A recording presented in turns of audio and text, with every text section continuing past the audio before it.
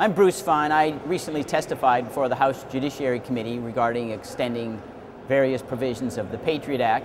It's a long and arduous 2-hour hearing, but I think there are some myths that remained in the eyes of the Patriot Act champions. One, that somehow the Patriot Act authorities would have thwarted 9/11 attack. I think that's often thrown about to justify these extraordinary intrusions on our right to be left alone.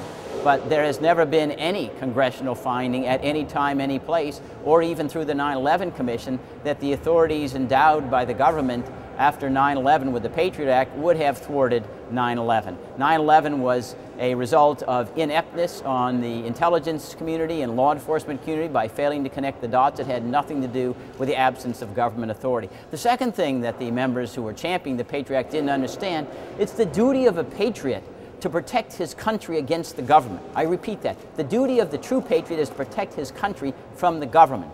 And in this particular instance, when there was a suggestion that all these Patriot Act authorities were solving countless kinds of terrorism-linked crimes, there was nothing to support it. They were trifles light as air. And that's really what the Constitution and the Fourth Amendment is all about. Namely, liberty, the right that you have to be left alone from government, is the rule. And the government's got to come up with some concrete empirical evidence that their intrusion over your threshold is necessary, probable, to prevent or gather evidence to convict and to punish for a crime. And that still has not been done to this day. The Patriot Act 10 years later.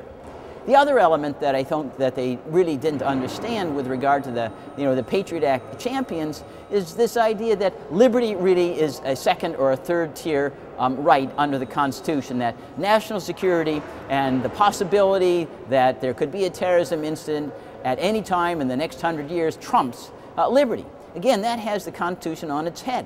Liberty, the right to be left alone, is at the top of the Constitution's hierarchy. Indeed, John Adams said it was the protest against British writs of assistance that enabled the British to come into homes and ransack without probable cause. That was the child, that was the bellwether of the Declaration of Independence and our independence as a nation.